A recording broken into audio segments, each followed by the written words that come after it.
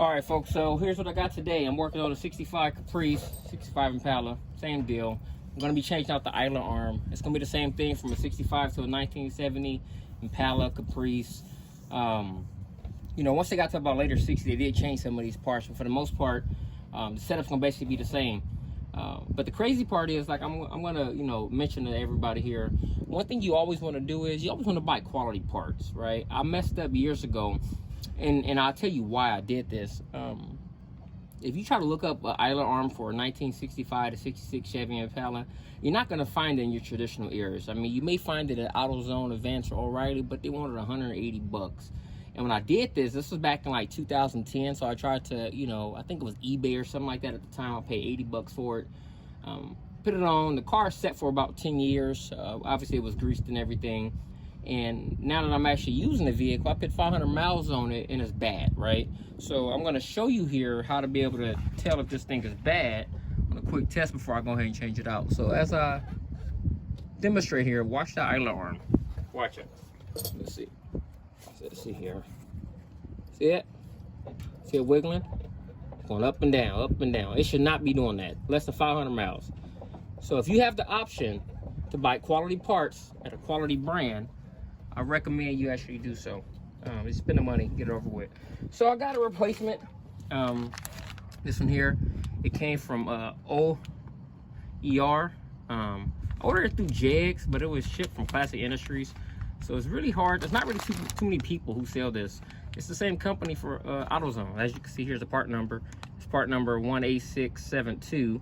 But yeah, so it's not gonna really be a full hardcore how to do it. I'm gonna show you how I'm gonna do it, and then I already got the vehicle aligned.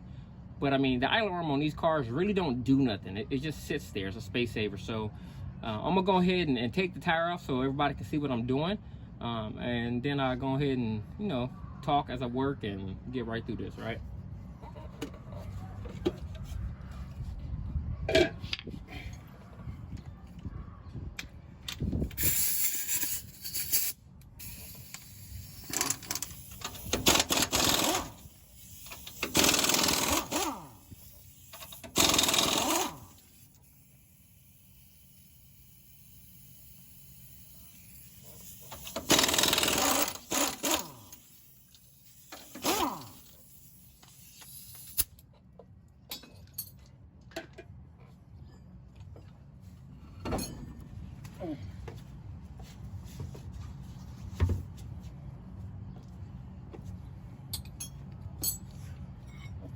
Okay, see what we dealing with here.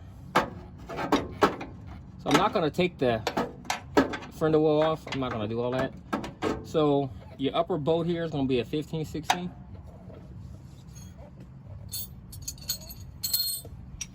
And then your castle nut on your idler arm is gonna be a 3/4.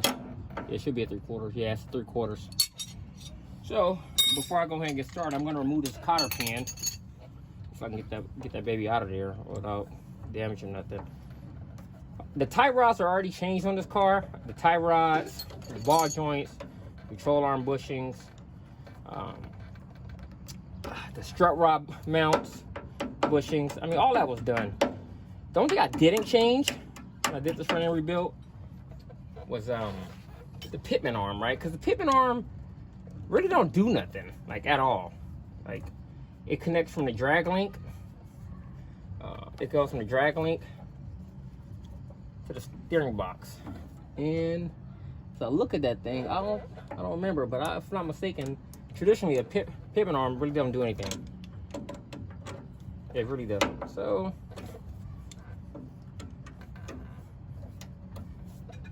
okay, so cotter pin, always replace that. Always check yours to make sure you got another cotter pin and more Zerk fittings. I've had times the Zerk fittings come in at an angle, not for this specifically, but like for tie rods. I have to change them to be angle versus straight because they hit the oil pan, depending on what you're working on. So I'm going to use a pickle fork to separate this, really, because I'm not going to be reusing this. And it should come with another replacement bushing. Let me see. Oh, it actually doesn't. There's no replacement bushing for that. So actually, I'm gonna try not to tear it up. Hopefully I don't tear it up, because I think I'm gonna need that. Well, what I'm gonna do is, how about this? Because traditionally, if you use a pickle fork, whatever you're doing, you're gonna tear this up. I'm gonna beat on this with a hammer and get it to separate. Hopefully I can get that baby out. I'm gonna loosen that one up too. So let's get it out here without tearing up my brake line. Let me go get a bungee cord real quick.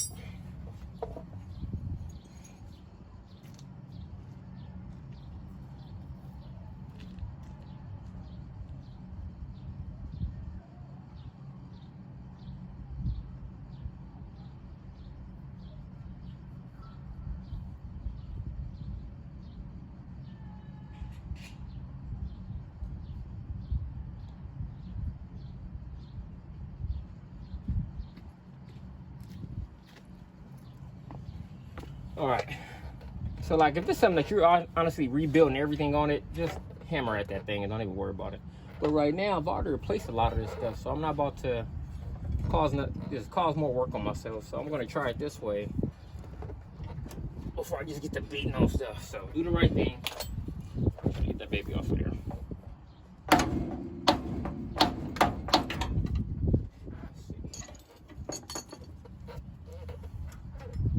Baby off of there.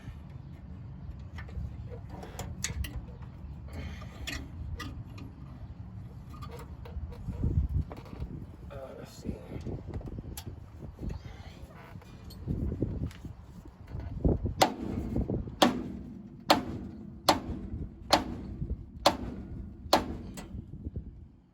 That baby's not coming off of there. I'm really not trying to tear that up. Because I can tell you now, ain't no parts store gonna have it. It's gonna be one of those, have to order online. And nobody's trying to wait. I mean, I do got some more idler arms in the back, but I believe that pad, when I bought it, it came with the drag link. It didn't come with the, it didn't come with the idler arm. There we go.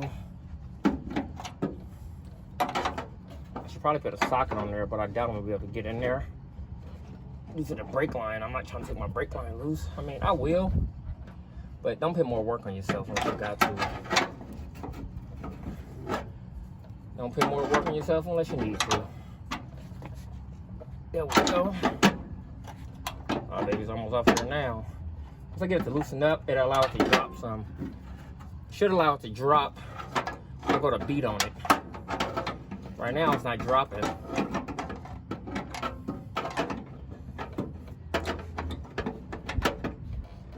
Yeah, I did this years ago, but it wasn't, when I did it, I was replacing everything at the same time, so it didn't matter. Right now, I'm trying to save that seal. It'll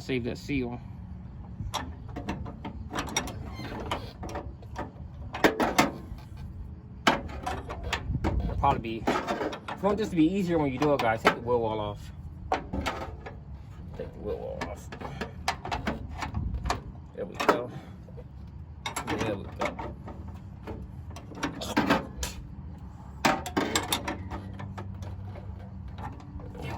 There.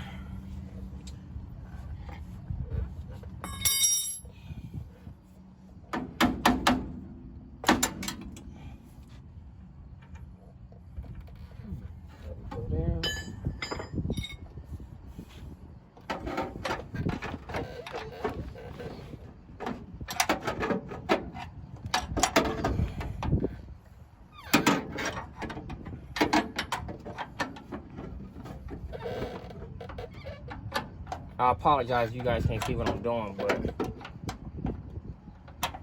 it is what it's gonna be. I said, like I said at the beginning, it's not gonna be a full how-to, but as you can see, I loosened up this 15/16 nut up top.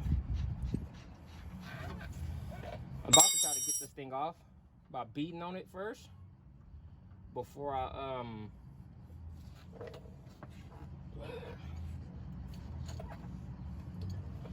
hit it with the pickle fork. Ooh, this thing hot from sitting on the ground. I'm trying to hit that brake line, to be honest. I really think that's my main goal. I don't want to damage the brake line, and I don't want to damage that boot. So hopefully I can just get in there. Try to get it out in there.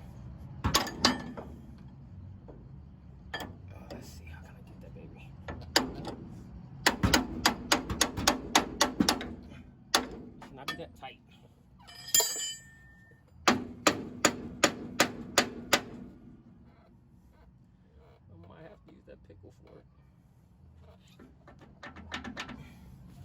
All right, so once I get this off, go ahead and come back in. I'm sure everybody needs to see me beat on this thing. All right, so I was able to separate this with a pickle fork, and I'm gonna tell you what I did, so you folks will run into the same problem I did.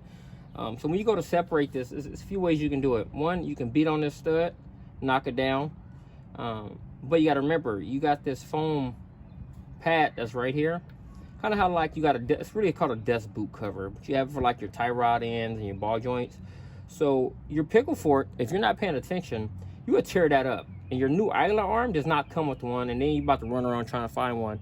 It's a dust cap, was actually what it is, but I'm not even sure what the correct name for, because when you think of traditionally a dust cap or boot or whatever you want to call it, that's the same thing as on a tie rod, right? So instead of chasing and trying to figure out what it is, I used the pickle fork, but what I did was I coated it with grease, right? I picked grease. That's some old Supertech grease. They didn't even sell this stuff in this color no more.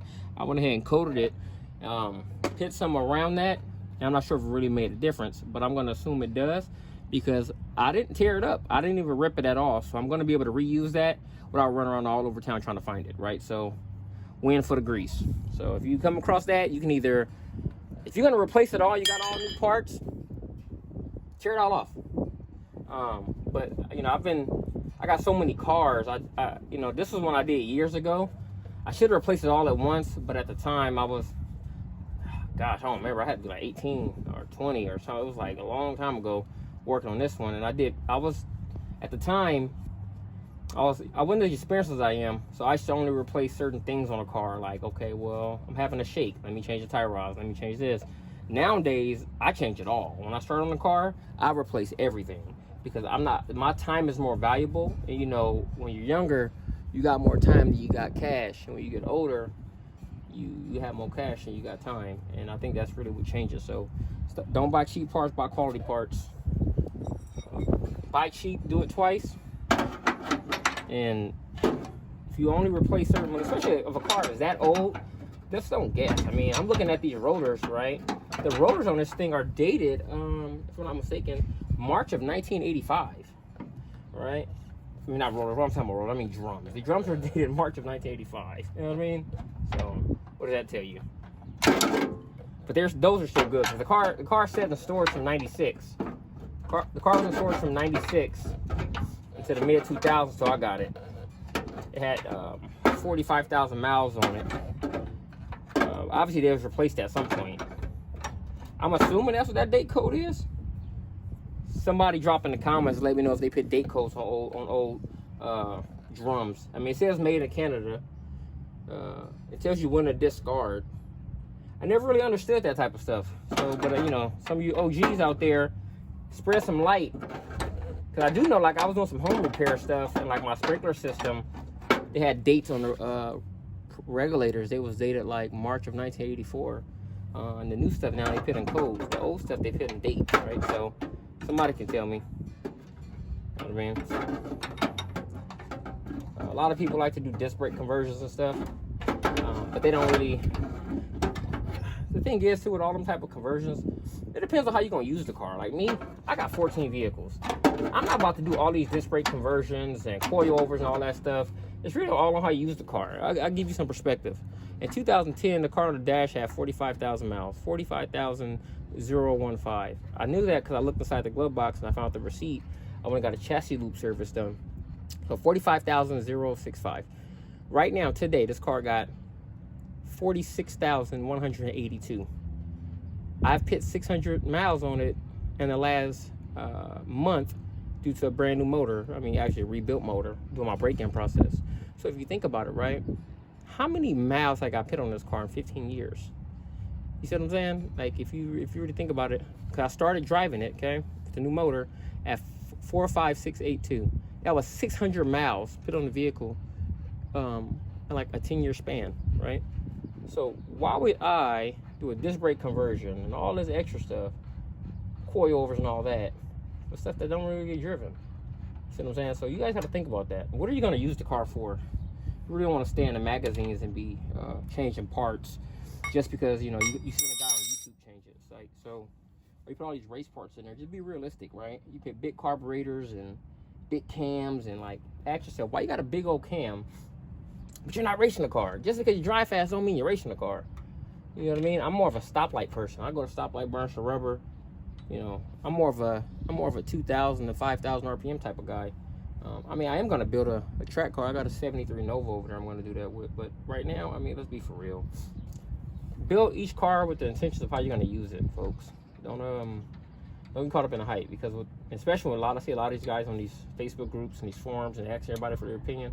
One man's opinion is not gonna be the same for your vehicle. It just won't be. You know what I mean? It's no way. It's no way it's gonna be. So anyhow, let me quit rambling, because everybody's gonna be like, man, this fucking guy talk too much. So you're gonna turn that like that, so I'll be able to get that out of there. Okay, so it's almost off here. So now I gotta get the pickle for it. Hopefully I can get that baby up off of there.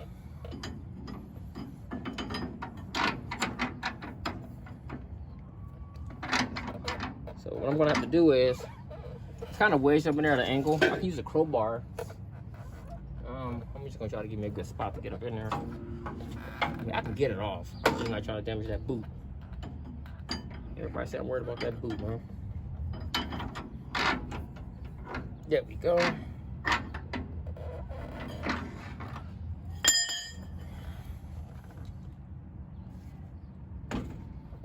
Damn, see that? Okay, cool. If you look at this, like, I want to get mad, but I really can't get mad because I paid like $88. I was looking at the receipt for this. I paid $88 for this, and this fucker, it was probably bad when I got it. Let's see what brand it is. It says, I don't know, QA4, D10, whatever. I don't know, it's probably eBay seller. But that's my fault. I should have, let me see if I can, let me see.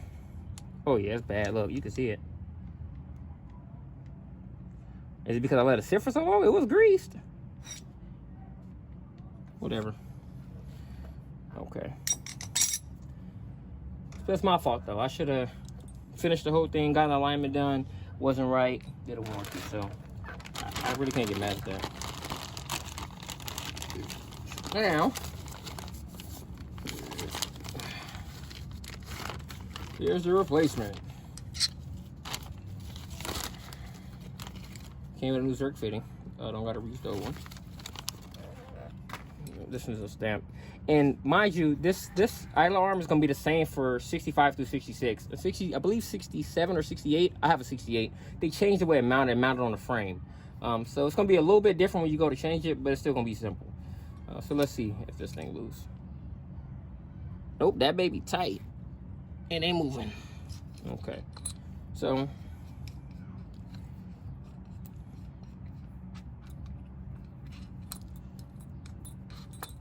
notice this thing has a little metal sleeve on it right here at the top. That must protect the boot right there at the bottom because it sits in the frame. Look at this one. This one has the same thing on it. So I mean, you always want to compare your parts, obviously, right? But yeah, I would have bought I got this one through, like I said, Classic Industries. I could have got it from AutoZone with a lifetime warranty for 180 bucks, but I got this one through Classic Industries. It was through JX, but Classic Industries was 45. So I just ordered it that way. But if it happens again, I'm really gonna be mad that I should have got it lifetime warranty. But I figured, why get a lifetime warranty on something that, back then my mentality was, why got a lifetime warranty on something that don't see a lot of miles? Well, I'm learning my lesson. And the only reason I went with this one is because I wasn't gonna pay 150 bucks for something I just paid 80 bucks for. So let's see.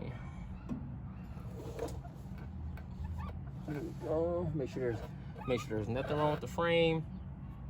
Not crazy like that, wallowed out or anything like that. Okay. Everything looked good down there. See, it didn't even come, oh, it did come with a replacement lock washer.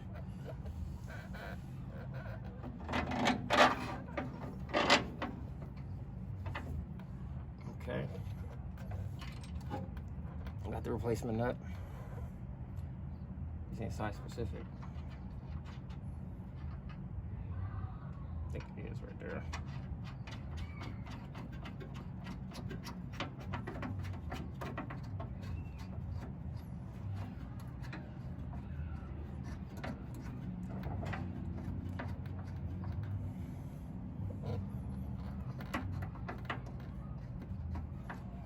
All right, so